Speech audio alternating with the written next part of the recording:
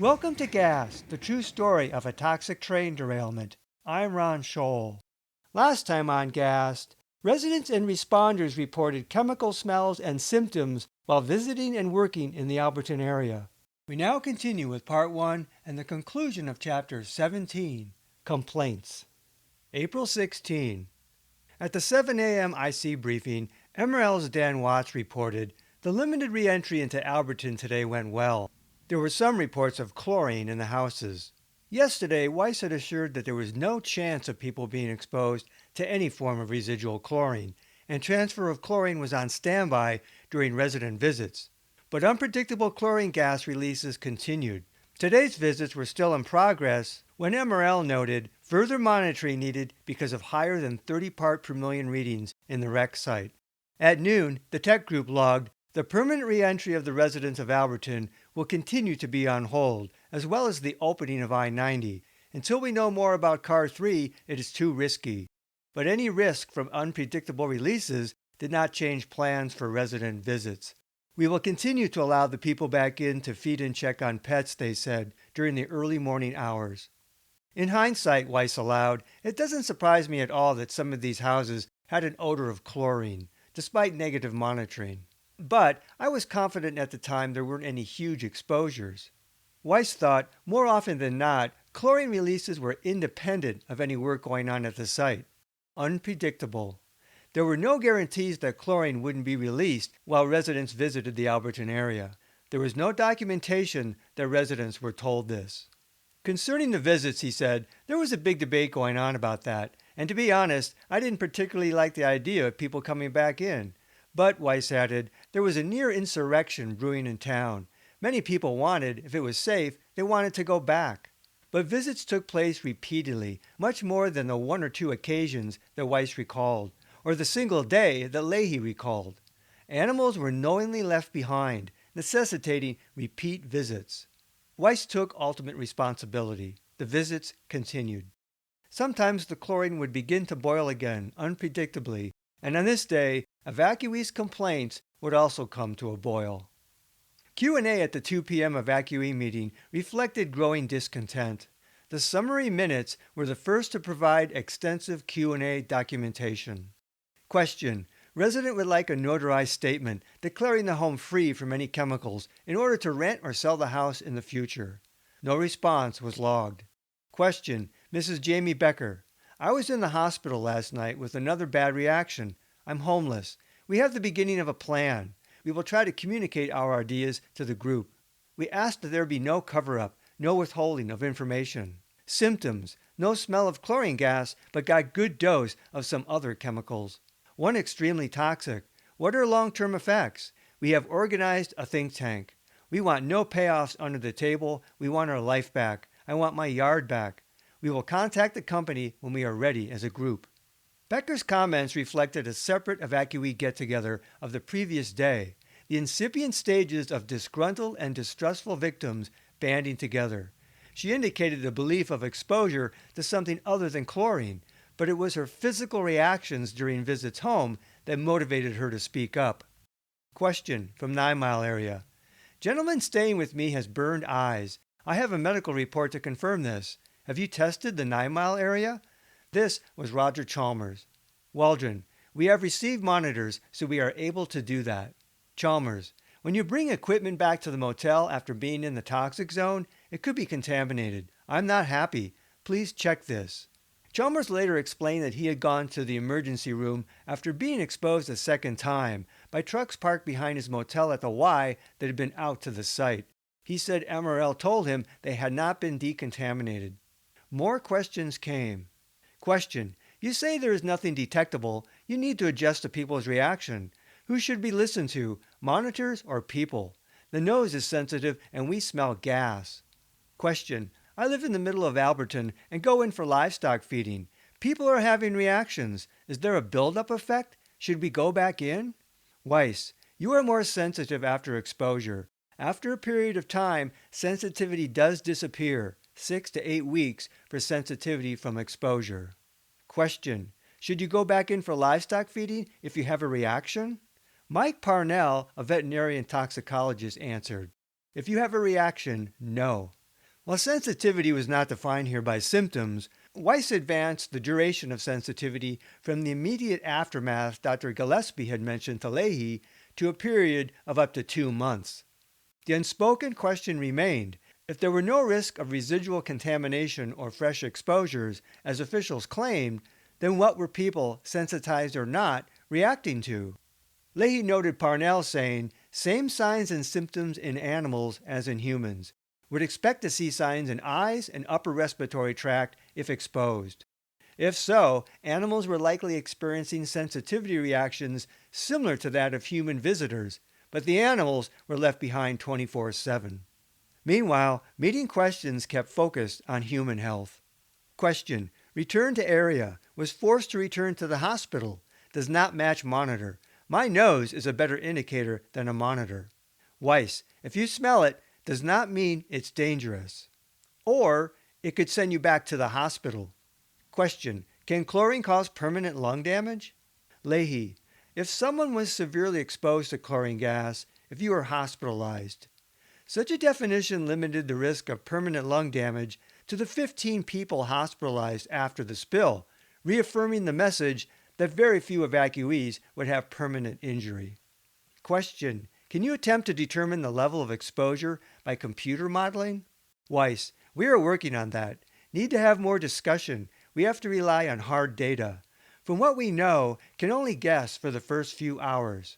This would be the first promise of attempts to model the level of original exposure. Understandably, people wanted to know. Question: were there any fires at the site? Waldron: report of fire at the site was unfounded. There was a fire yesterday, he said. It was a grass fire started by a welder. There has never been a chemical fire at the site. The grass fire was not mentioned in any logs. There had been a report of a fire April 11, apparently because of blue smoke, which later was questionably attributed to chlorine vapor. Logs later reported a chlorine organic reaction fire on April 21. Ironically, later this afternoon, a brief hard rainfall would react with chlorine to produce a vapor cloud described as looking, quote, like a grass fire. So at least 2 fires occurred at the site during the evacuation period, while one chlorine rain reaction looked like a fire, and possibly the blue smoke was also a chemical reaction. One reason to be concerned about fire was the spilled potassium cresylate. The MSDS for potassium cresylate warned that a fire might produce poisonous gas or irritating vapor. Chemist Garen Smith later explained of the cresylate, the organics could combust and form some combustion products that are pretty nasty. Smith had thought photographs from April 11 suggested a spot fire in the south ditch holding the spilled cresylate. Off the front page, the April 17 Missoulian reported that some people at the evacuee meeting said they returned to their homes and smelled chlorine.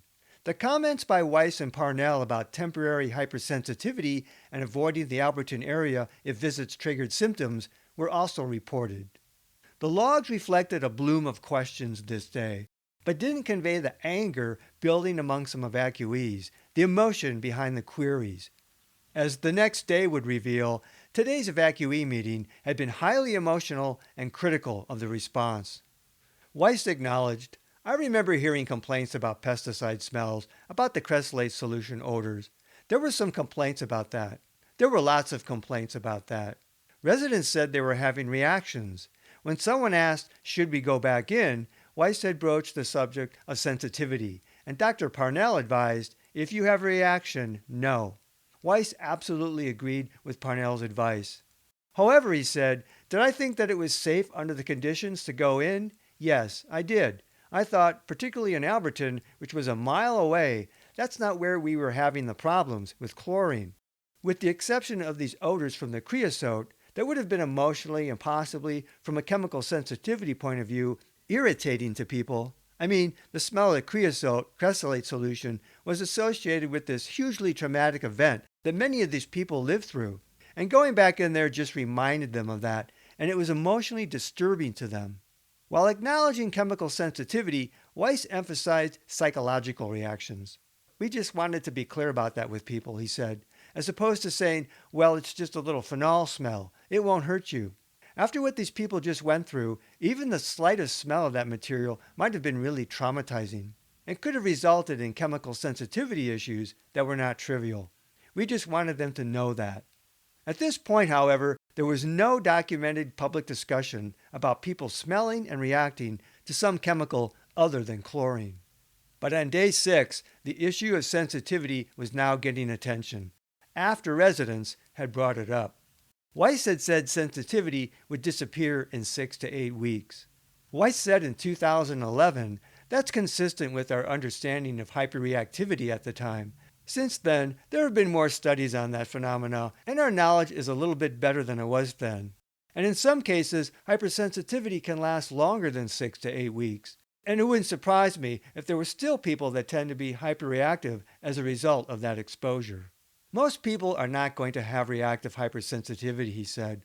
A subset of people will experience hyperreactivity to an acute chemical exposure. Of those, a smaller subset may carry that hypersensitivity for longer periods of time. And part of that is, it's sort of a mental thing. You know, smelling chlorine after you've had a death-defying exposure, it's going to trigger all sorts of emotional and psychological responses that are really bad. Publicly, Leahy had only mentioned skin rashes and eye irritation as sensitivity symptoms. Weiss added respiratory issues as well.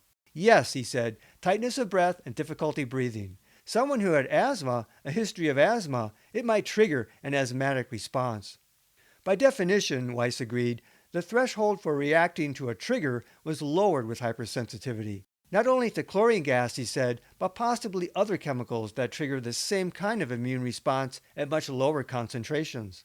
Lacking now was a general public health advisory concerning potential hypersensitivity reactions during visits to Alberton, published in the media as well as for the evacuee meetings to get the word broadcast widely. Weiss said Parnell's statement at the evacuee meeting helped to do that. You know, sitting down and generating and reviewing and publishing a fact sheet is very time-consuming, he said. But absent a clear public advisory by the EPA, the Health Department, or even if just an MRL's daily handout, the information on hypersensitivity was happenstance and muted. People complained of reactions during visits. Why not send out a loud, clear message about sensitivity to all residents? Meanwhile, the Health Department looked to Weiss for advice. One of the problems that we had was the literature on chlorine injury, exposure, and injury was all occupational, Ellen Leahy recalled. You can't apply it to kids. Leahy claimed we didn't have much of anything about long-term consequences. But evacuees had not been warned up front about sensitivity, which might have dissuaded them from making visits to the exclusion zone. The obvious question remained, if there were no risk of exposures, as officials claimed, then what were people reacting to when they visited the exclusion zone? While the Health Department issued no advisory concerning sensitized people making visits, Leahy claimed, we were certainly involved and tried to prevent more exposure, which is why the evacuation was suspended as long as it was. Yet, the visits and reactions continued. Scott Waldron later said, one of the toughest things that I've ever dealt with were the meetings on a daily basis at the start.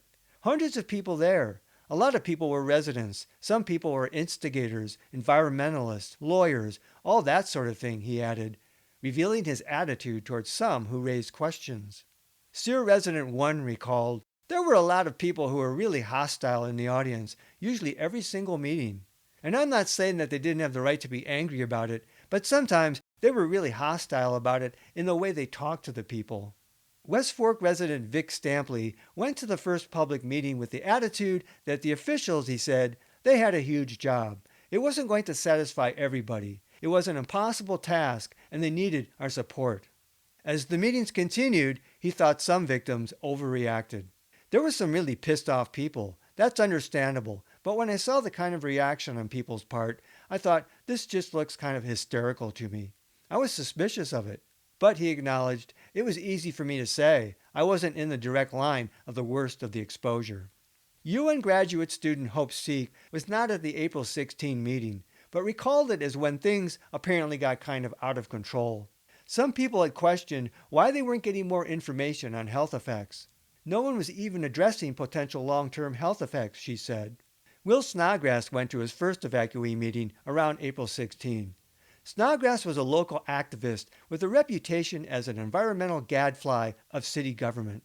Snodgrass was the president of the Chemical Injury Information Network in Montana, part of a national organization directed by Cynthia Wilson, author of Chemical Exposure and Human Health. Snodgrass worked to help regulate pesticide use. After listening to the health officials, he said, and Montana Rail Link's damage control people, it was clear to me that the people that had been exposed in that spill were not being told the truth. They were being told that their anxiousness and their being upset was due to the stress of the spill. And at that point, I went and copied the appropriate literature out of Cynthia Wilson's book on chlorine. During the April 16 meeting, Snodgrass took notes with comments and handed them in for the meeting record. He took particular note of sensitivity issues. Snodgrass noted Weiss's public comments that hypersensitivity would disappear in almost all cases. One Snodgrass comment was MCS potentiation 15%, multiple chemical sensitivity. Snodgrass explained that the percentage comes from various studies, so 15% is a number that I would attach to the general population, he said, meaning the percentage already sensitized. Note, a National Academy of Sciences 1981 report speculated that up to 15% of Americans might have some heightened sensitivity to common chemical products, but subsequent estimates of the prevalence, specifically of multiple chemical sensitivity, have varied widely, depending on methodologies. Snodgrass. In terms of Alberton, you've got a much more powerful, more destructive, corrosive ambiance people find themselves in. You know, the chemical cloud. Snodgrass preferred the term chemical injury rather than sensitivity. As for what percentage of Alberton victims might be expected to develop chronic injury, Snodgrass said, I was thinking that half of the people, or more than half of the people, would continue to have problems for a long time. That their vision might not be quite right, or that they had suffered some brain damage, or they might have some problems with their skin. It depended on variables such as exposure, genetics, and medical history. Snodgrass commented in his notes, permanently sensitized. He didn't agree with Weiss's claim that sensitivity would go away. I would agree that multiple chemical sensitivity complaints might diminish over time, he said. But what happens in a case where a person is sensitized, damaged by a relatively high-level exposure, as was the case in Alberton, and then they're exposed 24/7 throughout the rest of their life to chemicals including chlorine? Now they're being re-exposed 24/7 and there's no respite. They may perish because of the damage that is done by the chemicals. Notably, in the case of Alberton, Snodgrass said relatively high-level exposure. Snodgrass also made notes on evacuees he talked to. He wrote, young woman caller returned to the site and experienced lung and breathing problems. Also, a woman here at the meeting who went back to the Alberton area and then had to go back to the hospital for treatment. If non-detect, then why are people experiencing breathing problems when returning to the area? Damage can occur at levels below the threshold of human smell, Snodgrass wrote. He recalled, I think I made myself visible at the meetings and a lot of people came up to me and told me they were sick and they wanted to know what would happen to them in the future, or was this just their imagination? For Snodgrass, Alberton was a widespread human tragedy, he said. It was very painful to watch what was going on, to know that a lot of these innocent people would never ever recover their health, that some would experience virtually no effects, but basically lives would be altered and ruined. Such pessimism was definitely not the message conveyed at evacuee meetings. Along with disseminating information on chemical exposure, Snodgrass began videotaping meetings while voicing questions and listening to and advising spill victims who approached him. Officials would take notice. As Waldron might say, Snodgrass was an environmentalist and an instigator and that sort of thing. Some of the growing complaints were discussed on April 17 at the Incident Command Plans and Strategy meeting. Jim Carlson of the Health Department. There are still a lot of unanswered questions. There are complaints of a pesticide odor. Possibly the potassium cresylate reacted with chlorine. It is possible, but there are no answers at this time, he said. DEQ's Tom Ellerhoff would note, per Carlson, caustic solution, concern about mixing chlorine with this, creating airborne particles. Pesticide smell in homes, he wrote. Leahy recalled that Carlson informed her about the close proximity of the chlorine and cresylate tanks. I think it was Jim Carlson was saying there really could be chlorinated compounds there, and we really need to have that sampled. I do remember him saying they were close enough that the spill could have interacted. Carlson's remark was the first acknowledgement in the logs of an official reporting a pesticide-like odor, other than the sear odor that was wrongly dismissed as someone's spray. The Texan noted the mercaptan's odor, and Weiss thought it plausible that visitors could smell odors from the cressolate. In interviews, many residents noted a pesticide-like smell on April 11 and later. At this IC meeting, attention then turned to local activists. Dave Ball, law enforcement is looking into the snodgrass issue. Bill Silverman, snodgrass and Tweedale are both a problem. Tony Tweedale considered himself a toxic activist and belonged to the Montana Coalition for Health, Economic, and Environmental Rights, or Montana CHEER. He had been confrontational with the Missoula Health Department in the past concerning toxics and public health. Alberton incident officials viewed these activists as disruptive, even threats. Quote, a problem. Yet, the growing distrust and criticism of officials was the direct result of residents reporting odors and illness during so-called safe visits, which officials had been late in investigating. These residents wanted answers to that problem. Key decisions of allowing visits and the partial reentry had been made without full knowledge of what had spilled and possibly reacted, and without fully considering health issues such as sensitivity, amid the unpredictability of more chlorine releases. The wall of reassurance was crumbling in the minds of many spill victims. Next time on Gas, the true story of a toxic train derailment. As the techs work on transferring chlorine, a rain bomb releases a fresh cloud of gas, sending the western roadblock scrambling to safety. Meanwhile, officials try to control open questions during the public evacuee meetings. Until then, this is Ron Scholl. Thanks for listening. This podcast is adapted from the book Gas, the true story of a toxic train derailment. Visit Amazon.com to see the 2-book series. To access support material in the book, such as maps, photos, illustrations, and video links, visit my Facebook page Gas, the true story, or watch my Gas playlist on my YouTube channel at RL Scholl.